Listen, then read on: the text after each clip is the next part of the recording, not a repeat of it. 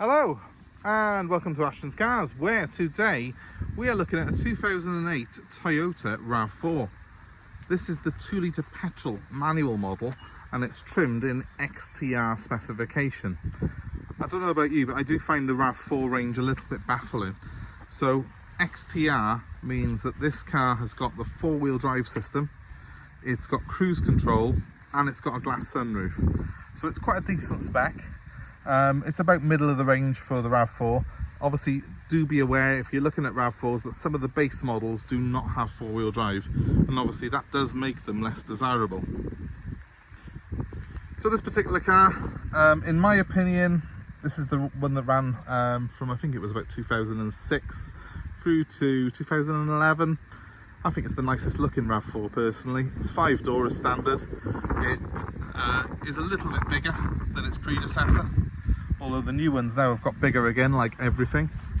But this particular model had a nice, well sort of rounded look to it.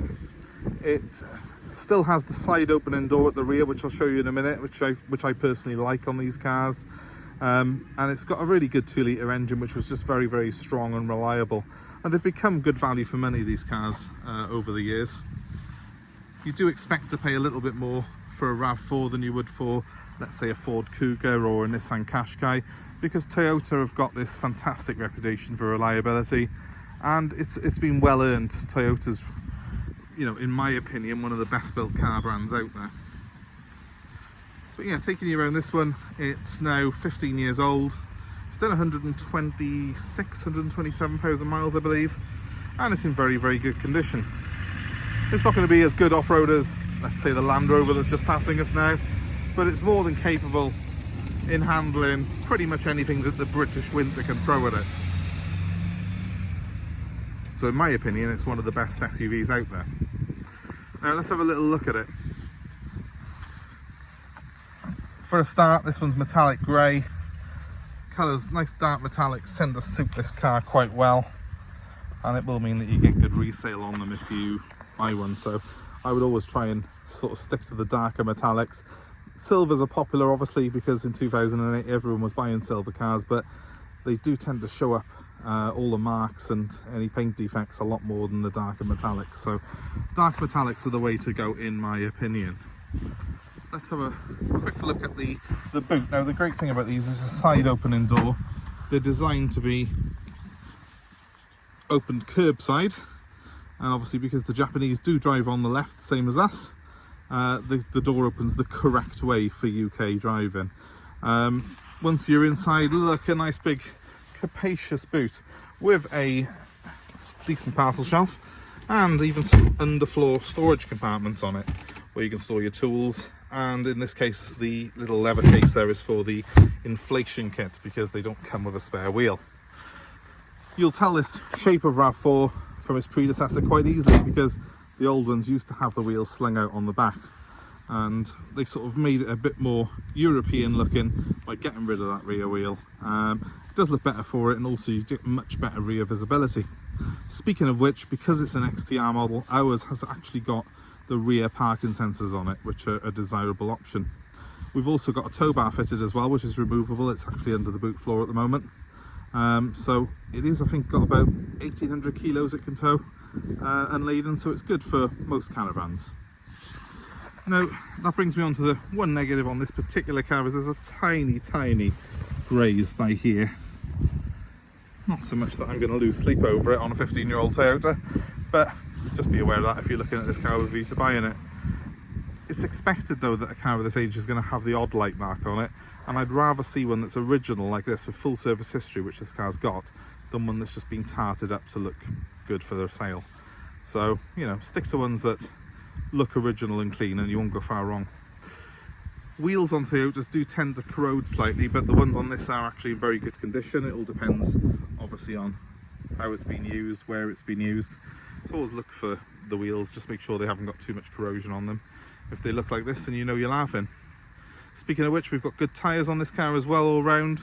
Make sure that you've got a nice matching set of tyres on it, because it will, being a 4-wheel drive, be very important to the way the car drives with that 4-wheel drive engaged. Inside, Plenty of space, both front and rear. Great sort of ergonomics inside the car. You've got twin cup holders, you've got climate control, you've even got a sunroof on this particular one, which are all things that I love in this car. Showing you to the rear of the car, plenty of space in here for a family of 5. These rear seats have got adjustable backrests on them. I'll try and do that quickly with one hand. You push that forward, this can actually adjust backwards slightly. It can recline. You can recline it actually quite a long way, but it's a bit tricky with one hand. And you can also fold it flat to the floor like so. When you do that, you end up with a huge boot space. You can see that the armrest in the middle there has got cup holders in it as well, which is quite handy. One thing about the RAV4, it's got a completely flat or more or less flat floor. Even the 4-wheel drive model like this, the transmission tunnel is very slight, and that's very handy if you're having a third passenger in the middle of this seat. So both the RAV4 and the Honda CR-V, I find, have got great accommodation to the rear.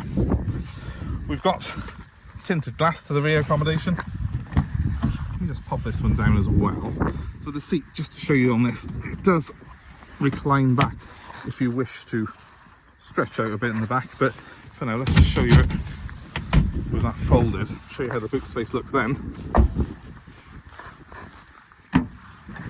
Here you go, it's huge. You could go to bed, sleep in here if you take that parcel shelf out. It's pretty big. It's the size of a small van essentially. So the RAV4 is obviously a very practical car in that sense. Let's start her up and see the startup sequence. It will beep at you when you get in if you've got the key in the ignition, as I have. All Japanese cars seem to do that.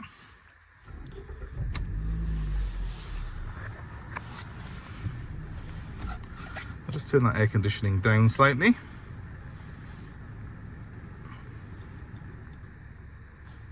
That one does the fan and the directions around the outside there. This one does the passenger and driver temperature. You press dual there and it basically you can do both off the driver's side. It's pretty easy to use. Air conditioning button is just by here, obviously. That makes it really cool in here. And yeah, it's a pretty simple system to use. The radio is simple too. It's a normal CD stereo in here. It is a multi-change CD. You can have 6 discs at a time though, so that's quite cool. We've got twin glove boxes on this car, a big one at the bottom and then a rather nifty looking one up here that we can open and close at the press of a switch. And everything does feel like it's been built to last. Plastics inside are a reasonable quality, and one thing that I do love on this particular XTR model is that it has got the cruise control, which particularly here in Wales at the minute where there's so many speed restrictions is coming in very handy indeed. We've got front and rear electric windows, and we've also got electric door mirrors. In fact, we've got everything really that we could pretty much need, and on top of that we have got an electric sunroof. Let's check out works. Look at that. I do love a sunroof. I think it does tilt as well. Yeah, look at that. Yeah, I do love a sunroof on a car. It's nice to have some fresh air occasionally, much as most cars have got air conditioning these days. You could also recline the mirror, fold in the mirrors with that button there, not recline. Which again is very handy, especially if you live on with on-street parking. Oh, 4-wheel drive. Last of all, if you are looking at RAV4s, the way to tell if it's got 4-wheel drive is that you've got a centre diff lock button on the dashboard by here. You press that and the centre diff will engage with a little light on the dashboard. We don't really need it on at the moment because it's a little bit wet today.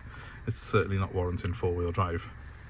But, you know, don't not buy a car without 4-wheel drive. They're still a great car. The RAV4s are very reliable, like all Toyotas, but be mindful that if you're buying a 2-wheel drive RAV4, it's not worth as much as a 4-wheel drive version, because a lot of people will want these cars for their off-road, or at least their snow capabilities. I'll give it a quick rev just so you can hear the engine. I mean, there's not a lot to talk about there really. It's a 2-litre, it's more than ample in the power department. It's got the cruise control on it, so it's a great car to cruise about in. Obviously it's not a sports car, it's not meant to be. It's very refined though, it's very reliable, and yeah, I mean mostly it's a Toyota, so to me, that just means reliability, reliability, reliability. You won't go far wrong with a Toyota of any kind. You're certainly not going to be having sleepless nights worrying about whether your car's going to start in the morning. They're just brilliant, brilliant cars. And that really is the reason that, for me, the RAV4 is best in its class. I'd always particularly recommend these. I've had several videos about them up so far, because we do get them in fairly regularly. To me, they are the one that does the job the best. They've got the accommodation for 5 people, they've got the 4-wheel drive there if you need it, but for day-to-day running, they're reasonably cheap to run and they're reliable. You're not going to get into any trouble with a car like this. This particular one is one of the nicer ones, in fairness, that you will find. It's only done 126,000 miles, which does, well, it sounds a lot, but when you think that this car's 15 years old, it's below average. These cars are built to do colossal mileages without any trouble. The engines on these are the chain-driven 2-litre petrol.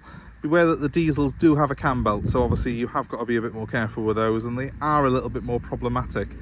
I would personally always recommend the petrol engine in a RAV4 over the diesel. But anyway, if you're interested in this particular one, I can be contacted on 07932 873 646. This car is available for nationwide delivery.